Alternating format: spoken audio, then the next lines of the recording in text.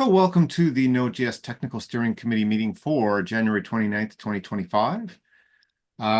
We will follow our standard approach of going through the agenda that was tagged in issue number 1681 in the TSC repo. Before we dive into that, I guess, does anybody have any announcements they'd like to share?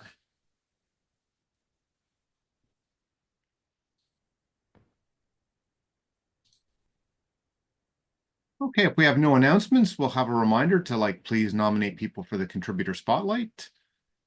In terms of CPC and board meeting updates, we don't have either of our reps who are at the board meeting, so I'm just going to say no update this week.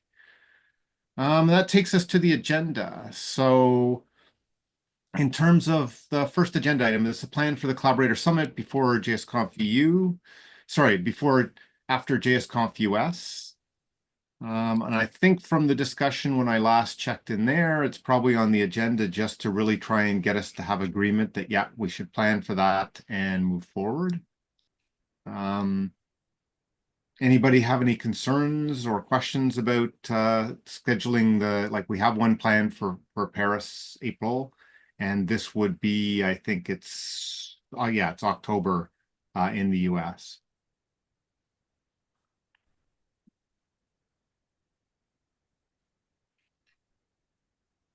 I know we got a smaller group here, but would it be fair to say that, there are no objections from moving forward with planning the Collaborator Summit from people here?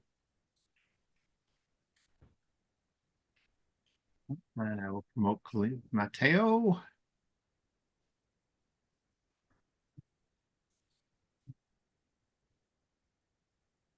Well, Matteo, we were just talking about the Collaborator Summit, and I just asked if there were any objections or concerns with moving forward with the plan to just have the one after the one in Paris at the JSConf US. Yeah, that's the plan. That's the current situation. We made the discussion. I spoke with Robin about this, and you saw the results. Okay, so it will be 2 days. So if you come the last 2 days, there's no ticket requirement. If you want to come for the full JSConf, there is a ticket. Of course, you will need to get the ticket. Okay. I can probably, make sure that there are tickets for us if they want to come. Like if there is essentially some code that will always allow us to buy a ticket, something like that, in case of mass sales. In the past, not JSConfs. In the past JSConfs, they were essentially sold out in minutes after the ticket batches were released. So that's what it happened in the past. So I'll see, depending on how it goes, I can get that done. If you plan to come, I would recommend you to buy the planes and buy the ticket at that precise moment that they are available. When is the CFP open? I don't have a firm date yet. Okay. I can get the firm date if you want, but I don't have the firm date. Okay. So, but yes, I would say that's the best option. It's assuming we are all getting there or we plan to go there. It's a big commitment though. Like it's essentially a week out of work for everybody. So I understand if that's problematic. But there's always the option of going to the Collaborator Summit, so I don't think. Yeah, I mean, obviously, if you've gone all that way, it'd be nice to go to the conference. If you're flying, it's probably the same for you. If you are coming to Europe for 2 days, you're probably not coming. It's a bit of the flights are a bit of a lift. Although I'm still trying to get to the one in Paris. That's because, but, yeah. Okay, so I think I assumed it was on the agenda basically as this is the plan and any objections. This is the plan. Yeah, so we need to say this is our plan. Right. And especially because flight tickets are going to are cheap, are relatively cheap now, especially from Europe. Yeah. If you are planning to go, it's probably the time to essentially book something. Okay. I can more or less, I'll try my best to get everybody a ticket if they want to. I'll ask, especially for the TSC, so that we can get, I'll try to see if we can get a discount or if we can get, um, anyway, something to always buy a ticket, even if it's not available. I think that would be good at least, right? To give people the option. Yeah, Would be nice. I'll ask. I tell Robin if Okay. please always if you can keep some allotment for us in case they sold out. But also if there could be. I don't think there will be a discount code, frankly, because it's not going because the economics are tight. Okay. Right. So, but it depends on how the tickets sell. So if you see that if you want to come as an attendee, okay, you can come as an attendee, no problem, without this. Anyway, I'll ask Robin about the tickets for.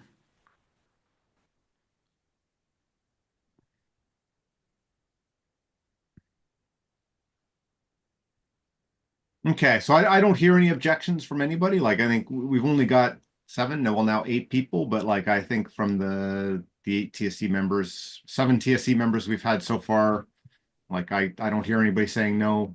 So we could I take those as 8 plus 1, 7 plus 1s. Yeah. Cool. Rafael, one question for you. Are you trying again to come or are you not going to try to come? To Paris. Actually, I won't go to both. Oh, okay. I have a conflict and I don't have visa to North America. So Yeah, that was my question. So yeah, okay. That was a question for you because you're always one. I remember that you had visa problems in the past. So yeah. Unfortunately. Okay. Okay, so I think if that's so I guess Ruben, since you joined, we just were like, the plan for the second collaborator summit is before or after JSConf US. And we're just confirming that nobody had any questions or concerns about that.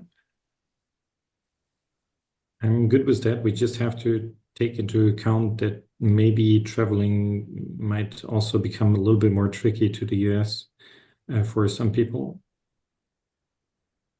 Yeah, I think it's kind of like fits in with like having one in Europe and one in America so that we try and balance that off. But Pretty much.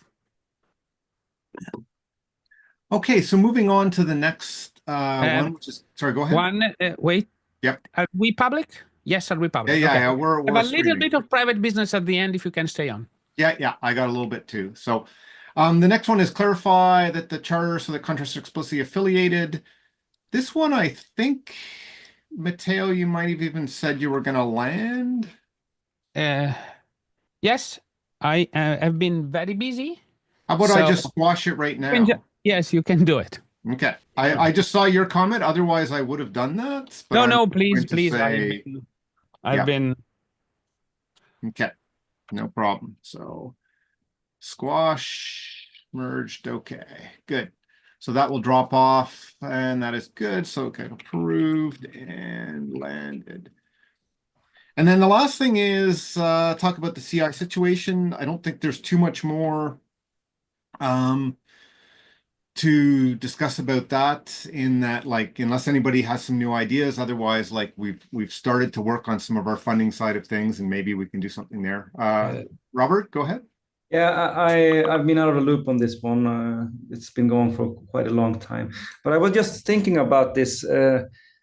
We have people opening PRs to mark tests as flaky, and those PRs being, rejected with the motivation that we should fix it rather than marking them flaky.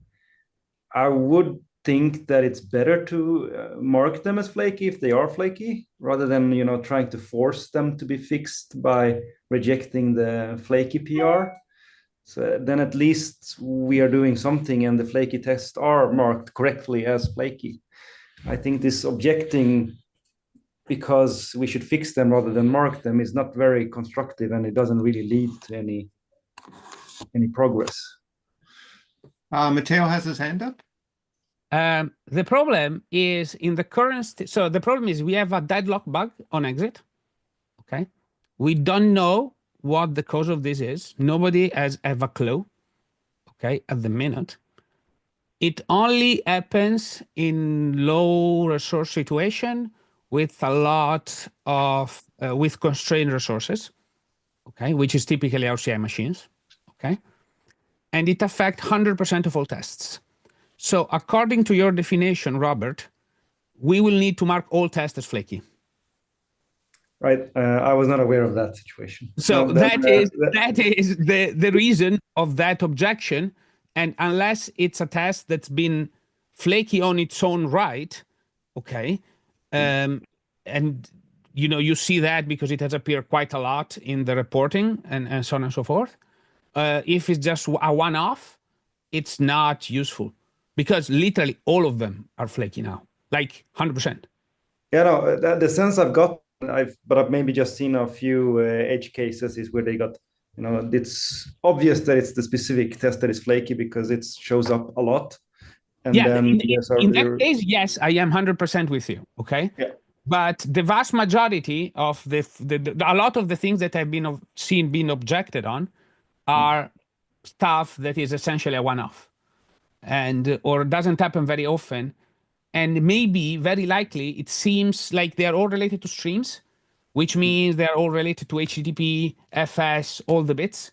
It seems there is some stuff around our JS stream in C++ land. I don't know, something like that. Okay. Anyway, there is a deadlock situation happening and node is not exiting. And there is a bug from El Pinca on this, which is the one also doing most of the objecting. Okay. And I think it is correct. And if we solve that, most of our flakiness of RCI will resolve itself. So, but so far, no one has a clue. No, it's not. No one has a clue on this is the issue. It's been open on September 13. It's been around for quite some time. I posted. I'm posting it in the chat so you can take a look. We have no clue why. You can pick all the most of the tests will have this problem. Is there any way to tell, like, I guess there's two questions there. Is like most of the flakiness because of that? If yes, then my next question doesn't really help. But if there's enough flakiness from other things, is there some way for us to like basically say if this distinguishes it, like if it's like this, then it's not worth doing it, or yes, it is. Like, no, there's no easy way to do that. There is currently Marco. I've seen a lot of things from Marco that has been massively adding flakiness to referring to this. I'm not in agreement. I'm not going to fight all of them. Okay. But the fundamental problem is we need to investigate this problem, and all the tests that has been linked to this issue will need to be essentially investigated again and removed from flakiness. But there are a lot that are flakiness. They are flaky for I don't know what the problem is, frankly. Okay. Is this something we could like hire someone to look at, like Ben or something? I don't know. This is a question mark. So I guess that comes down to two things, right? Like for a larger effort, we need a larger amount of money, and so we have like a statement of work that would be like, hey, do that. If we think this would be like a smaller thing, like let's see if we can get somebody for a couple days, then the question would be like, where do we get the money from? The only current funding we have is from the security bug bounty fund. And I think in the past, like we've kind of said, we would restrict that to security related things. And so, but it's up to the TSC, right? Like, you know, the TSC could decide like, hey, this gets in the way of our security releases, the flakiness, whatever. So like, you know, we'd need to make a decision. Are we willing to take some smaller amount, and what would that smaller amount be? If the answer is yes, then maybe that's an option, but I don't know what people think. I see Marco has his hand up. Yeah, I want to clarify that the reference that you see on the issue about the deadlock are related to the V20 release. On V20, the staging branch is extremely flaky, and like the release is blocked because of failing tests. Like there was it seems that after the security release, there are some things failing on Windows, and before that, there was this SmartOS issue. So yeah, there are like some issues that need to be investigated on all the release lines, probably.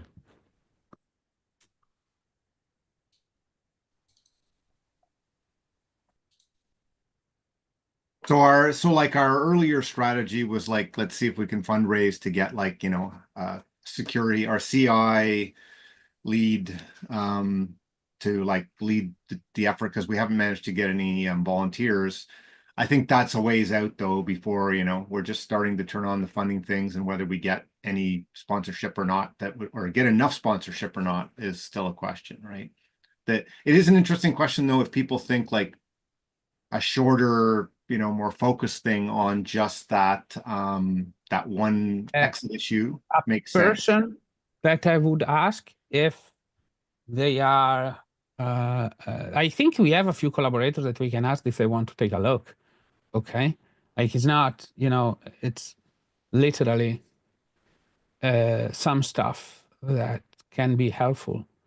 Okay. Like we need people that work on that problem. It's not the usual suspects. So we can quickly first poll them. Okay. Maybe see their employer, if they're willing to lend us a little bit of help on that one. Okay. And see, I don't know. I'm just putting this out, Yep. feeler out. Okay. This is a big problem for us. So, and I have no clue what it is. Okay, frankly. So it's, I've looked at that code a lot, to be honest. And I frankly, it feels hacky. Okay. The way we shut everything down. It has multiple problems. So, and we had a lot of bugs with that in the past too. So it's not that we didn't have bugs in shutting down things. So it doesn't surprise me. That's what I'm saying.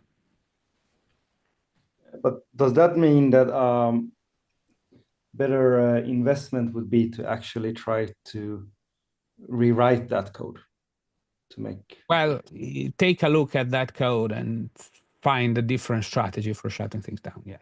Well, not better, but you need to first identify what the problem is to be able to not fall into the same trap. Yeah, exactly. Like I often these things are like, well, we could do this differently because I don't understand what's going on. And like that leads to just reinventing the same problems we solve multiple times, right? Just over a different period of time. We need to, like, there's a race and we don't know, I don't know what the race is. And more importantly, it's a race that almost never only happens in some specific circumstances and not on most people systems. So it mostly affects us on CI, which is the good thing.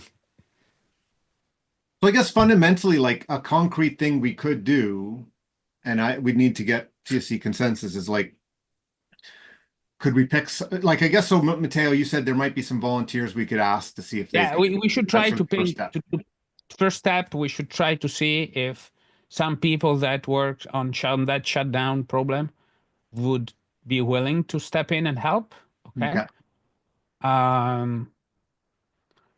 So is that, it sounds like you have some people in mind. Is that something you can do? I can try to poke them. Yes.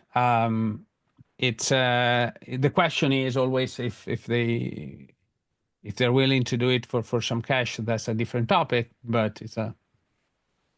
Yeah, basically you're just asking to start with if they're willing to volunteer, right? Yes, that would be my take. Okay. With no money to commit, but yes, I think if you can report back on like, let's see if we can find volunteers. If the answer is yes, great. Yeah, I'll try. If the I'll answer try to is get no, we'll bring it back to the like the next meeting to discuss what to do.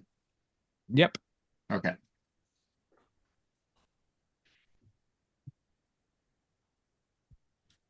And maybe I'm going to create an issue if people agree in the TSC repo specifically about that shutdown bug as a reminder so that it shows up on our agenda next week. Yeah, we can add it to the TSC agenda. Like I think this is a bad problem. Yeah, okay. So basically, yeah, I could just add, which one is it? That I can do it. I have it open. Okay, right now. yeah. If you can just add that bug, yeah, that's even better. Add that I'm bug good. to I'm TSC putting it on the agenda. TSC agenda so we keep track of the situation. And that'll be a reminder of like, you're taking the first action, and if that works, great. Otherwise, we will discuss next time what to do, which sounds great. Okay, that takes us to the end of the list. Let me just, since we have a bit of time, I'm going to pull up the strategic initiatives.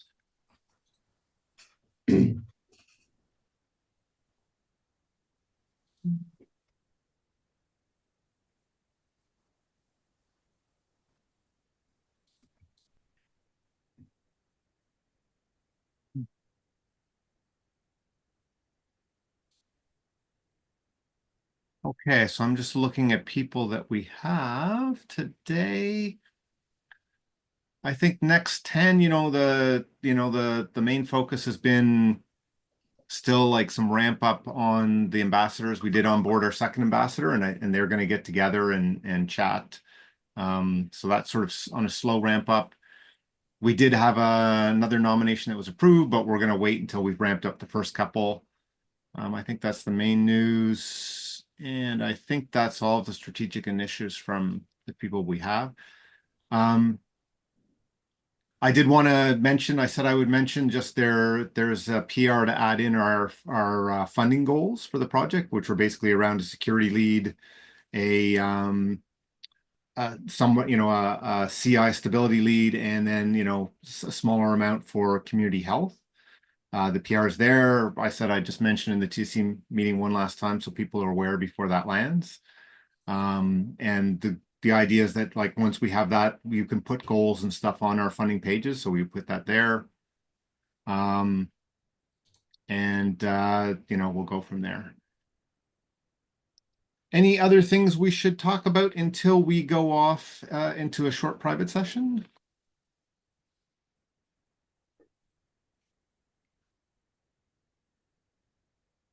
Okay. If not, I'm going to stop the stream. Thanks to everybody who was watching the stream, and we will see you all in GitHub next time. So go and stop that.